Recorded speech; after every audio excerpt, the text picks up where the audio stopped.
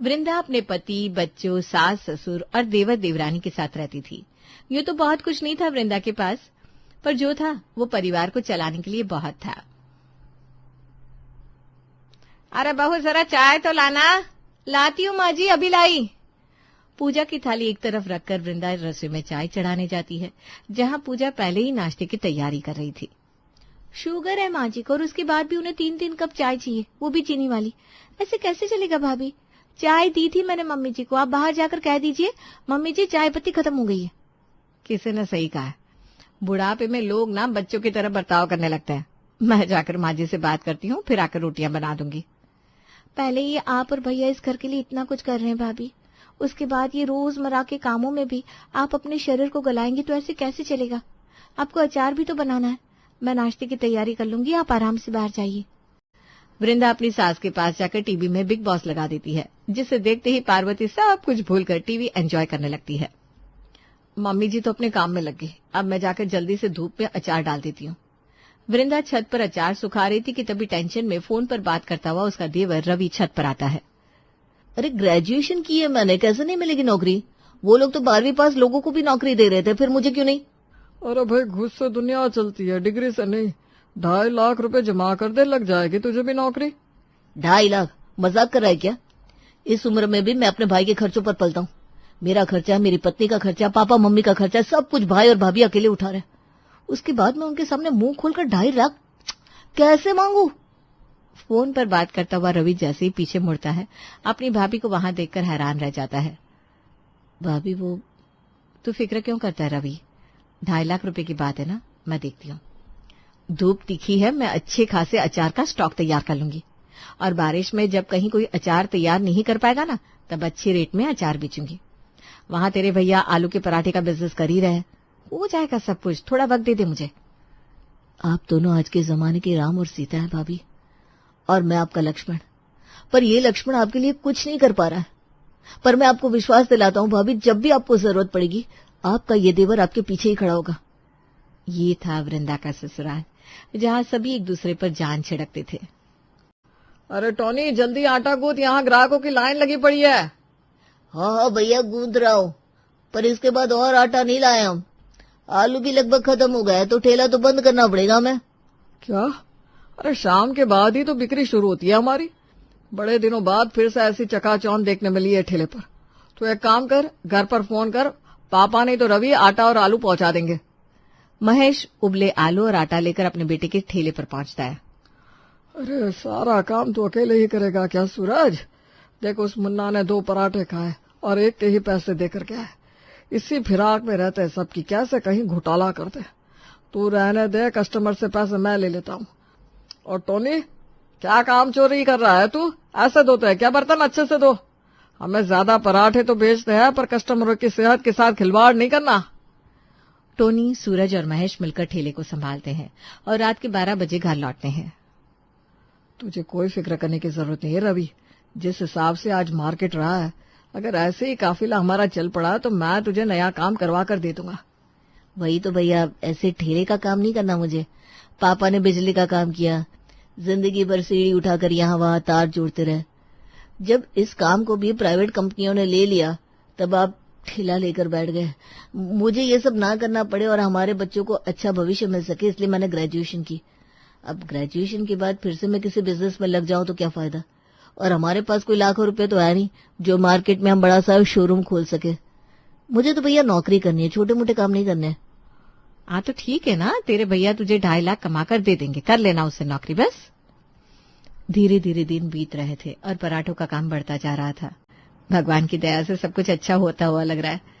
मुझे तो लगता है अब मुझे और अचार बनाकर बेचने की जरूरत भी नहीं पड़ेगी। ये काम हमारा अच्छा चल गया ना, तो हम बड़ा रेस्टोरेंट खोल लेंगे।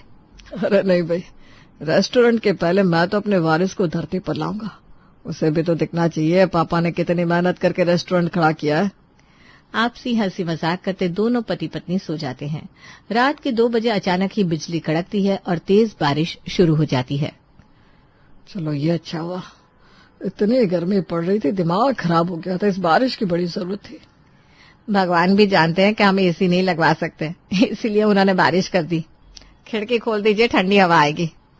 हाँ हाँ हाँ, देखा मैं कहती थी ना, इतना नेगेटिव मत हुआ करो, सब अच्छा ही होगा। बिजली गई तो बारिश आ गई। पता नहीं मेरे जीवन में कब बारिश आएगी। भैया का काम बहुत अच्छा चल रहा है और भाभी भी तुम्हारे लिए पैसे जमा कर रही है। देखना, ये नौकरी तुम्हें ही लगेगी। जल्द से जल्द हम 2.5 लाख रुपए ऑफिस वालों को दे देंगे। पर ये मीठी बारिश सभी के लिए दुख का कारण बन जाएगी, ये वृंदा के परिवार वालों ने नहीं सोचा था। अगली सुबह, ये तो हद हो गई भाई, रात को शुरू हुई बारिश अभी तक रुकी नहीं। बारिश रुकेगी नहीं तो मैं रेडी कैसे लगाऊंगा? वो बड़ी वाली छतरी तो छत पर रखी हुई है भैया, वो लगाकर हम पराठे बेच ही सकते हैं। मैं आलू उबाल देती हूँ और आटा यहीं से गूंद कर दे देती हूँ, वहाँ आपको दिक्कत नहीं होगी। वो तो ठीक है, पर कल तूने छत से अचार उतारे थे कि नहीं बहू? अपनी सास की ये बात सुनते ही वृंदा के चेहरे का रंग उड़ जाता है। 3 बरनी अचार तैयार करके छत पर ही रख दिया था मैंने माँ जी। पूरी रात बारिश होती रही, मेरे दिमाग में ही नहीं आया अब क्या होगा। सबको हिम्मत बांधने वाली वृंदा टूट जाती है और वहीं बैठकर फूट फूट कर रोने लगती है। अरे भाभी, आप क्यों फिक्र कर रही है? और ऐसे भी अब आपको ये सब करने की जरूरत नहीं है। आपका देवर जल्दी ही नौकरी पकड़ने वाला है। जो हुआ सो हुआ, अब रोकर क्या ही करोगे आप? अरे पूजा, तू यहाँ क्या खड़ी है? जा रसोई में जाकर नींबू पानी बना कर ला अपनी भाभी के लिए। पूरा परिवार वृंदा को संभालने में लग जाता है, पर फिर भी वृंदा चुप नहीं होती। अच्छा, मैं समझ गया। तेरा फेवरेट टीवी सीरियल चालू हो गया ना, और तुम देख नहीं पा रही हो इसलिए रो रही हो ना। रुको, अभी टीवी लगाता हूँ, अपनी बीवी का दिल बहलाने के लिए कुछ भी। सूरज टीवी चालू करता है। मौसम विभाग से चेतावनी, लगातार 7 दिनों तक बारिश होने की आशंका, सरकार ने किया रेड अलर्ट जारी। सब खत्म हो गया सूरज जी, सब खत्म हो गया। मैंने सोचा था कटहल का अचार डालूंगी, इसलिए इस गर्मी में कमाए सारे पैसों का इस्तेमाल मैंने कटहल खरीदने में कर दिया और इस कटहल को कोल्ड स्टोरेज में रखवा भी दिया, जिसके महीने के 5,000 रुपया अलग से लग रहे। अब क्या होगा? ऐसी ही बारिश होती रही तो कटहल का अचार नहीं बन पाएगा। हिम्मत रख बहू, ऐसे हिम्मत हारने से कुछ नहीं होता, सोचते हम कुछ। इतनी भारी बारिश में भी सूरज अपना ठेला लेकर आलू के पराठे बेचने निकल पड़ता है। कार के अंदर से एक आदमी कहता है, अरे भैया, ऐसी बारिश हो रही है, कुछ देर में बाढ़ आ जाएगी। ऐसे में कौन खाएगा तुम्हारा पराठा? दुकान बंद करो और अपनी जान बचाकर घर भागो। घर भाग गए तो खाएंगे क्या साहब? आप तो बाबू भैया गाड़ी में बैठे हैं, आप चाहे तो आलू के पराठे का लुत्फ उठा सकते हैं। ऐसी हालत में तुम्हें देखकर अच्छा नहीं लग रहा मुझे। वैसे तो मैं पराठा वगैरह नहीं खाता, पर तुम 2 पराठे पैक कर दो। और 6 घंटे में 2 पराठे बेचकर सूरज वापस घर लौट आता है। वो जगह जहाँ एक रात पहले चकाचौंध थी, वो भीड़ जो ठेले के सामने पिछली रात थी, अचानक ही गायब हो चुकी थी। पर सूरज अपने चेहरे पर इस दर्द को लाने नहीं देता, क्योंकि उसका परिवार उसके भरोसे ही तो था। दिन बीतते जा रहे थे और बारिश रुकने का नाम नहीं ले रही थी। ऐसे में एक सुबह छतरी लिए रवि घर आता है। कोई सब्जी नहीं है बाजार में। बारिश के कारण खेती पर बहुत बुरा असर पड़ा है। ये बिन मौसम की बारिश न जाने कितनों का काम छीन लेगी। इंटरव्यू भी नहीं ले रहा है ऐसे में लोग। ये आप थैली में क्या लाए? चने की सब्जी बना लो, अब तो ऐसे ही काम चलाना पड़ेगा। आलू भी नहीं थे क्या बाजार में? इस बारिश के कारण आलू की खेती को तो सबसे ज्यादा नुकसान हुआ है भैया। बारिश में जो आलू है उसके दाम पहले से 4 गुना हो गया। अब उस दाम पर तो हम आलू खरीद नहीं सकते। वृंदा के ससुराल में कमाई का 2 ही स्रोत था, एक उसका अचार, दूसरा उसके पति के पराठे, और बारिश के कारण दोनों ही बड़े नुकसान में चल रहे थे। इतनी जल्दी हार नहीं मानने वाली मैं, कुछ तो करना पड़ेगा। गुरुजी के कीर्तन में कई औरतें आती है, वहीं कोई बात चलानी होगी। और शाम को जब अपनी सास को कीर्तन के लिए वृंदा लेकर जाती है तो वहीं बैठ जाती है और सभी के बीच की बातचीत सुनने लगती है। हाँ, नहीं तो क्या, ये बारिश क्या पड़ गई। हर रोज बच्चों को तला भुना खाना चाहिए, कभी पकोड़े कभी फ्रेंच फ्राइज। मेरे घर पर भी यही चल रहा है सुषमा। मेरे काम वाली ने तो 10,000 की जगह 15,000 मांगे। बनाती क्या है, घूम फिर कर वही आलू दम और फ्राइड राइस, और फ्राइड राइस में चाइनीज नमक डाल देती है। पता है ना उससे दिल पर कितना बुरा असर पड़ता है। मेरे घर पर तो ये उष्टंडे ही नहीं है। मेरी बहू तो कटहल, बैंगन, तौरी, कद्दू ऐसा ही खाना बनाती है और सभी को खिलाती है, और यही खाना चाहिए। और अभी इस बार तो कटहल की पैदावार इतनी अच्छी हुई है कि क्या कहना है। सभी के लिए आलू बनाना आसान होता है तो सब वही बनाकर रख देते। पर मेरी बहू एक न्यूट्रिशनिस्ट है, वो मुझे बताती है कि मम्मी कटहल के बहुत फायदे होते हैं, शरीर की 10 बीमारियों को तो ऐसे खत्म कर देता है। अरे हाँ, कटहल। कटहल के बारे में तो मैंने सोचा ही नहीं था। इतनी सारी कटहल मंगाकर रखी है मैंने कोल्ड स्टोरेज में। अब वक्त आ गया है उन कटहल को इस्तेमाल करने का। अगली सुबह पूजा के साथ अपने मन की ये बात वृंदा शेयर करती है। कटहल के पराठे कैसे बनते भाभी? मैं तो आज पहली बार इस बारे में सुन रही हूँ। क्या लोग इसे पसंद करेंगे? अरे पर और कोई चारा भी तो नहीं है हमारे पास। ऐसी बारिश में ना तो मैं अचार बना सकती हूँ ना सुखा सकती हूँ। आलू के दाम 4 गुना हो चुके हैं, तो तुम्हारे भैया आलू के पराठे भी बनाकर नहीं बेच सकते। ऐसे में कमाई का कोई स्रोत ही नहीं है, तो हम कोई नया बिजनेस भी नहीं कर सकते। फिलहाल तो मेरे पास वो कटहल ही है जिस पर पहले ही पैसे लग चुके हैं। अब ये कटहल ही हमारी मदद करेंगे पूजा। जो हिम्मत नहीं हारते उसकी तो भगवान भी मदद करते भाभी। इस मुहिम में मैं भी आपके साथ हूँ। और मेरा आशीर्वाद तो हमेशा तेरे साथ है बहू। सूरज चढ़ाता है कुकर में कटहल, नमक, हल्दी डालकर और 2-3 सीटी आने तक उसे छोड़ देता है। यहाँ दूसरी तरफ पूजा आटा गूंदना शुरू करती है। ऐसे नहीं, इस आटे में थोड़ा तेल और नमक भी डालो पूजा, इससे आटा और सॉफ्ट बनेगा, है ना भाभी? बिल्कुल देवर जी, बिल्कुल सही कह रहे हैं आप। कढ़ाई में थोड़ा तेल गरम करके जीरा, प्याज, अदरक लहसुन का पेस्ट, हरी मिर्च डालकर वृंदा भूनना शुरू करती है। ये कटहल को तो 3 सीटियां लग गई, मैं इसका गुदा निकाल लेता हूँ। सूरज कटहल के गुद्दे को अच्छे से मैश कर लेता है और वृंदा के बनाए मसाले में मिला देता है। फिर हल्दी, लाल मिर्च, गरम मसाला, नमक और अमचूर डालकर अच्छे से वृंदा उसे तब तक भूनती है जब तक मसाले मिलकर सूख ना जाए। सब कुछ तैयार है, अब मैं जल्दी से पराठे बेलकर उसमें भरावन भर देता हूँ। और मैं धनिया की चटनी बना देती हूँ भैया। अच्छे से घी लगाकर सूरज पराठे बनाता है और रवि फटाफट पराठों को एक बैग में भर लेता है। मंदिर के बाहर तो न जाने कितने लोगों का पेट भरता है, भगवान तो मंदिर के अंदर हमारा ही पेट भर देंगे। एक बार ये मुफ्त के सैंपल हम कीर्तन में आ रहे लोगों को खिला दे, मुझे पूरा विश्वास है हमें ऑर्डर मिलने लगेगा। क्यों भैया? बिल्कुल रवि, सब कुछ अच्छा ही होगा। पार्वती, रवि और वृंदा मिलकर सत्संग में जाते हैं और आई हुई सभी औरतों को मुफ्त में कटहल के पराठे खिलाते हैं।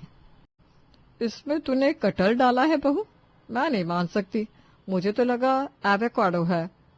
मुझे तो पनीर सा स्वाद आया, लहसुन भी डाला है, पर कटहल कहाँ था? पराठा कटहल का ही बना हुआ है आंटी जी, पर स्वाद में पता नहीं चलेगा, क्योंकि पता चल ही गया तो कोई बच्चा कटहल का पराठा नहीं खाना चाहेगा। वो पिछली बार आंटी जी कह रही थी ना, तोरी, टिंडे, कटहल ये सब सेहत के लिए बड़े अच्छे होते हैं। और सच में कटहल से अच्छा तो कुछ हो ही नहीं सकता, पर हम जिंदगी में इसका इस्तेमाल ही नहीं कर पाते, क्योंकि बनाने में वक्त लगता है और मेहनत की बात जो है। अब इस कटहल के पराठे, पकौड़े और सब्जी सब कुछ आपको हमारे यहाँ मिल सकते हैं, वो भी मुफ्त में होम डिलीवरी। भाभी बिल्कुल सही कह रही है आंटी जी, और ये होम डिलीवरी मैं करूंगा। जिसको जो भी ऑर्डर लिखवाना है मुझे अपना नंबर दे दीजिए। और 50 के ऊपर की औरतों को हमारी तरफ से 10% डिस्काउंट। ये तो तूने ठगी कर दी पार्वती। ऐसे तो यहाँ सभी अपना उम्र कम बताती थी, पर अब सबको राज खोलना ही पड़ेगा अगर डिस्काउंट चाहिए तो। मुझे ऐसे पराठे के साथ दही देना बहू। लहसुन की चटनी, धनिया की चटनी मुझे जरा जमती नहीं है। पहले ही दिन 60 पराठों का ऑर्डर लेकर रवि, वृंदा और पार्वती घर वापस लौटते हैं। 60? सच में तुम झूठ तो नहीं बोल रही हो ना वृंदा? बिल्कुल नहीं भैया, 60 पराठे का ऑर्डर है। इसमें से 20 तो सुबह के 8 बजे ही पहुंचाने होंगे, बाकी डिनर और शाम के वक्त। काम पर लगना पड़ेगा भैया, और चटनी में भी थोड़ा वेरिएशन ट्राई करना होगा।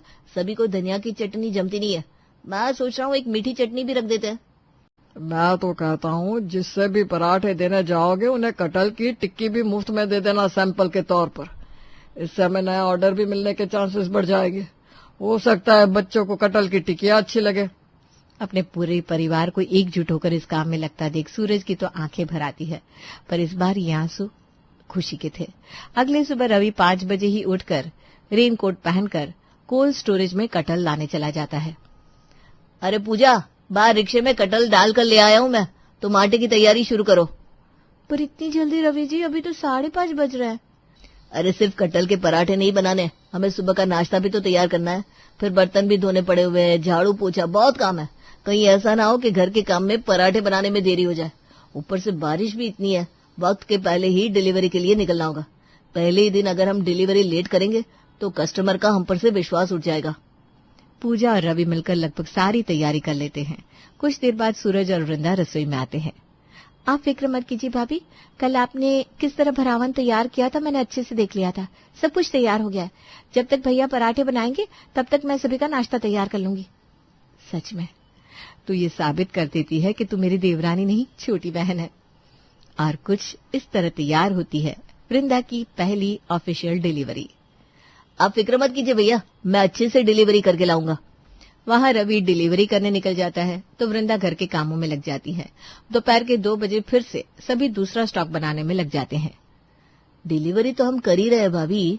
मैं क्या सोच रहा था, घंटे 2 घंटे के लिए हम अपने घर के बाहर स्टॉल लगा दे तो कटहल के पकौड़े और टिकिया वहां बेचना शुरू करें, साथ में चाय भी। कैसा रहेगा? बारिश में कोई बाहर निकले ना निकले, ट्यूशन पढ़ने के लिए बच्चे तो निकलते ही हैं और उस वक्त उनके घर वापस लौटने का वक्त होता है। कुछ नहीं भी होगा तो हमारी एडवर्टाइजमेंट तो हो ही जाएगी और बच्चों का स्वास्थ्य भी अच्छा रहेगा। आइडिया तुम बहुत अच्छा ढूंढ कर लाते हो रवि। वैसे भी हमारा घर मेन रोड पर ही है तो क्यों ना कोशिश की जाए। घर के बाहर शुरू हुआ काम स्कूल के बाहर डिलीवरी तक पहुंच जाता है। धीरे धीरे पैसे जोड़कर सूरज और रवि मार्केट में एक दुकान ले लेते हैं जिसका नाम होता है भाभी के कटहल के पराठे। ये कोई उम्र है भाभी घुटनों में दर्द होने की? पर देखिए, इस घर में ये भी हो गया। मेरे घर में कभी मेरा सर तक नहीं दुखा और यहाँ घुटने क्या, कमर, पूरे शरीर में दर्द बना रहता है।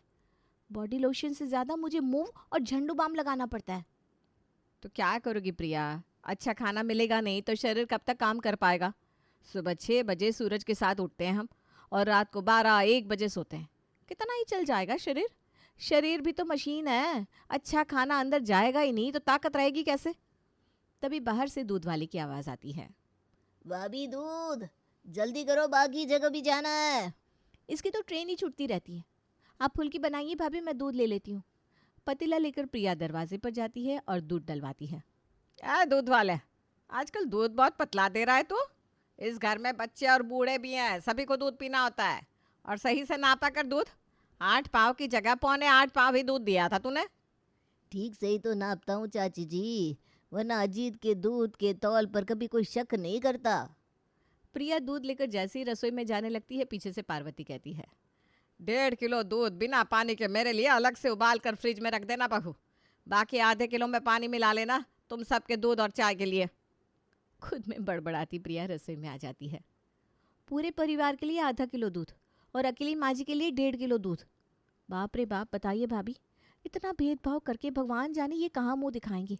घर में 2 छोटे छोटे बच्चे हैं, उनको दूध ना देकर माँ जी को खुद दूध पीना है। वही तो प्रिया, प्रेगनेंसी में भी मुझे सही से दूध नहीं मिला, जिस कारण बच्चों का शरीर कैसा है देख रही है ना तू। अलग से उनके लिए दूध भी नहीं मंगवा सकती, वरना मम्मी जी ने अगर रसोई में दूध देख लिया तो हमारी खैर नहीं।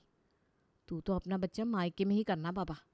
तो ये था शर्मा परिवार, जहाँ पार्वती का राज चलता था। पार्वती की 2 बहुएं थी जो खूंटे में बंधी गाय की तरह अपनी सास की जी हजूरी करती थी। आज प्रेरणा ने सभी के लिए मटर पनीर की सब्जी बनाई थी। अरे वाह मम्मा, मटर पनीर! आज तो पेट भर के पराठे खाऊंगा मैं, वरना रोज रोज तुम आलू की सब्जी बना देती हो, खाने का मन ही नहीं करता। प्रेरणा सभी को खाना सर्व करना शुरू करती है। अरे रुक रुक बहू, इस तरह से तो पनीर की सब्जी सभी के प्लेट में डालेगी तो मुझ तक आते आते सब्जी खत्म नहीं हो जाएगी। और करण के प्लेट में इतनी सब्जी डालने की क्या जरूरत है? करण खाता ही कहाँ है सब्जी। ला बेटा जरा प्लेट इधर कर तो। जी मम्मी। पार्वती अपने बेटे के प्लेट से पनीर की सब्जी निकाल लेती है और अपनी बहू के हाथ से सर्विंग बॉल लेकर सभी को खुद खाना सर्व करती है। और सभी के प्लेट में हमेशा की तरह आती है तो ग्रेवी और साथ में कुछ मटर, जिसे देखकर अपनी बीवी को ताना मारता हुआ महेश कहता है, पनीर की सब्जी बोलकर मटर की सब्जी खिला दी बहू तूने आज। हमने तो पनीर की सब्जी ही बनाई थी पापा जी, अब सही से परोसी नहीं गई तो क्या किया जाए। ये किस बात पर बहस हो रही है यहाँ? आप लोगों को पता भी है पनीर किस क्वालिटी का आने लगा है। अरे खराब पनीर है भाई, बच्चों की तबीयत खराब हो जाएगी। बहू तो ये सारी सब्जी उठाकर फ्रिज में रखते हैं, मैंने अपने हिसाब से ले लिया है। अब सब्जी फेंकेंगे तो नहीं, 2-3 बार करके मुझे ये पनीर दे देना, मैं खाकर ख़त्म कर दूंगी बस। जी मम्मी जी। इतने शौक से पनीर की सब्जी बनाने के बाद भी ना ही घर की बहुओं को पनीर खाने को मिलता है ना ही बच्चों को। फिर आती है संडे की सुबह। प्लीज पापा मंगवा दो ना पिज्जा। पता नहीं लास्ट टाइम कब खाया था, मुझे तो याद भी नहीं है। वही तो पापा, पिछली बार मेरी बर्थडे पार्टी पर खाया था हमने पिज्जा, 4 महीने हो गए। अच्छा बाबा, मंगवा देता हूँ, शाम को पिज्ज़ा पार्टी पक्की। अगर बच्चों के लिए पिज्जा आ रहा है तो हम भी वही खा लेंगे। पता नहीं क्या अच्छा लगता है तुम लोगों का इस पिज्जा बिज्जा में। शाम में जैसे ही घर पर पिज्ज़ा आता है, पार्वती पिज्ज़ा के डब्बे उठाकर अपने कमरे में ले आती है और एक स्लाइस जाकर बाहर टेबल पर रख देती है। जिसे खाना है ये पिज्जा खा लो, बाकी पिज्जा के डब्बे रात में खुलेंगे जब तुम लोगों के दादाजी और पापा आएंगे। उन लोगों के पीछे से ऐसे पिज्जा खाना ठीक नहीं लगता ना बेटा। मम्मी जी के कमरे में जाने के बाद कभी कुछ वापस आया है जो ये पिज्ज़ा बाहर आएगा? मैं भी पागल हूँ जो पिज्ज़ा के भरोसे बैठी हुई थी। मेरी किस्मत में कहाँ है पिज़्ज़ा? आराम से अपने कमरे में बैठकर पिज्ज़ा खाने के बाद ओरेगानो और रेड चिली फ्लेक्स के पैकेट रखने के लिए पार्वती अपनी अलमारी खोलती है। उसकी अलमारी को चलता फिरता ग्रॉसरी स्टोर कहना गलत नहीं होगा, जहाँ भुजिया से लेकर सॉस तक, कोल्ड ड्रिंक से लेकर चिप्स तक सब कुछ था। लगता है किसी की बुरी नज़र मेरी अलमारी में पड़ गई है। काजू तो देखने पर भी नहीं बचे। कहीं कल पनीर की सब्जी बनाने के लिए बहू ने मेरी अलमारी से काजू तो नहीं निकाले होंगे? नहीं नहीं, उस चिड़िया की इतनी हिम्मत तो नहीं हुई होगी। अभी तक उसके ससुर जी मेरी अलमारी नहीं छू पाते, तो यह कैसे छू लेगी? तभी हॉल में पड़ोसन विमला की आवाज़ आती है। एक हाथ में कंघी, दूसरे में तेल और कंधे पर पर्स लिए विमला पार्वती से मिलने आती है। ये क्या हालत बना रखी है पार्वती तूने अपने बालों की, कैसे सफ़ेद हो गए, और कंघी भी नहीं किया तूने सही से। चल बैठ, मैं तेरे बालों पर तेल लगाकर मस्त खजूर चोटी बना देती हूँ। और ये ना मैं तेरे लिए आम पापड़ लेकर आई थी। आम पापड़ खाती हुई पार्वती ज़मीन पर बैठ जाती है और विमला उसके बालों पर कंघी करते हुए कहती है, मैं क्या कह रही थी पार्वती, मेरा पोता ना वीडियो गेम खरीदने की ज़िद कर रहा है। अब उसकी माँ का नेचर तो तू जानती है, मेरे बेटे की सारी कमाई धरगुलाल में रख लेती है। मैं तो चलो सास हूँ, अपने बेटे तक को एक आना नहीं देती। बेचारा मेरा पोता दिन भर गेम के लिए रोता रहता है। फिर मैंने ही अपने जमा किए हुए पैसे निकाले, कुछ 4-5 हज़ार रुपये ना कम पड़ रहे थे मुझे। तू भी तो दादी लगती है, कर पाएगी मदद? मैं भी क्या कह रही हूँ, तेरे पास क्या कुछ नहीं है, तू तो पूरा का पूरा गेम दिला सकती है उसे। कितने 1000 रुपये चाहिए? ले ले भाई, तू ये 5000 रख। अब तूने मुझे आम पापड़ खिलाया है, इतना तो मैं कर ही सकती हूँ। अपने पर्स से 5000 निकालकर पार्वती विमला को देती है, जो प्रिया देख लेती है। बाहर वालों को देने के लिए मम्मी जी के पास अच्छा खासा कैश है, और हमारी बारी आती है तो दूध भी नसीब नहीं होता।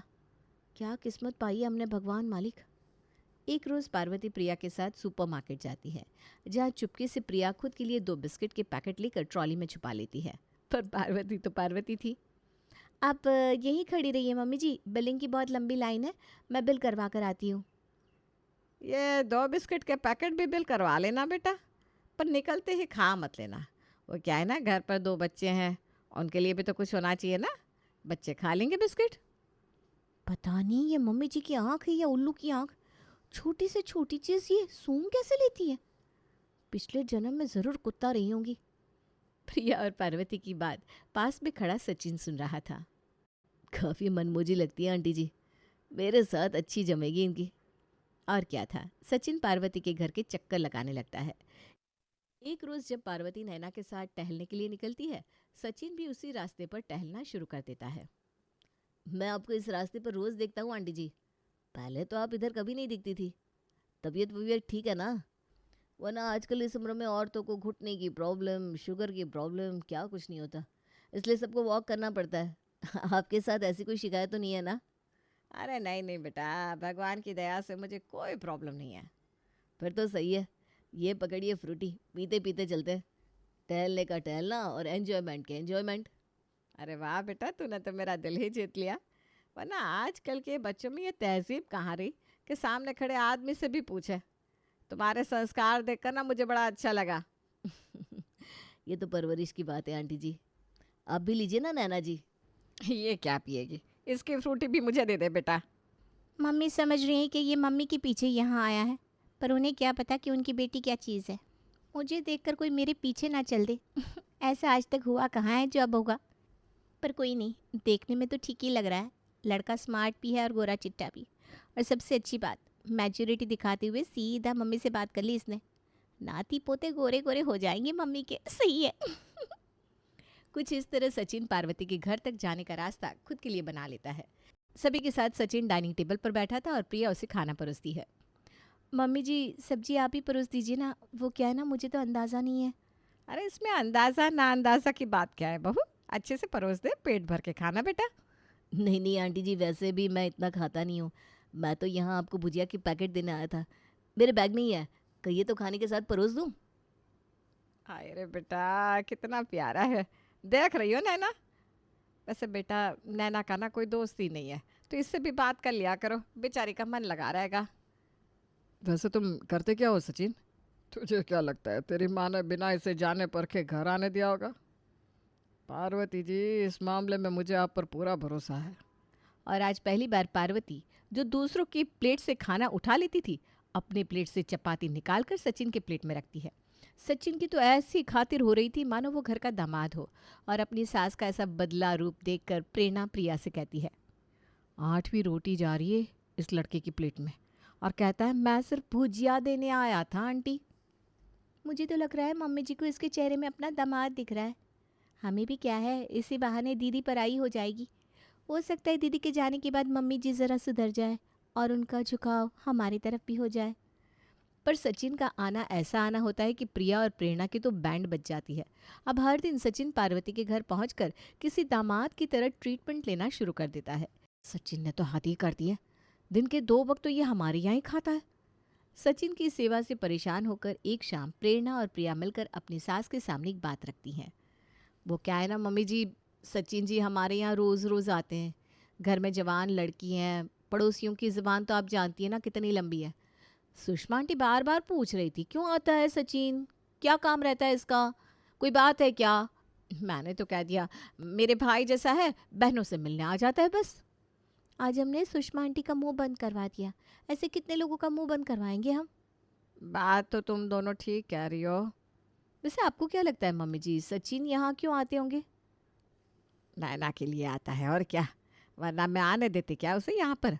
मुझे लगा लड़का भी ठीक है, नैना से अगर उसका रिश्ता हो जाएगा तो मैं गंगा नहा लूँगी।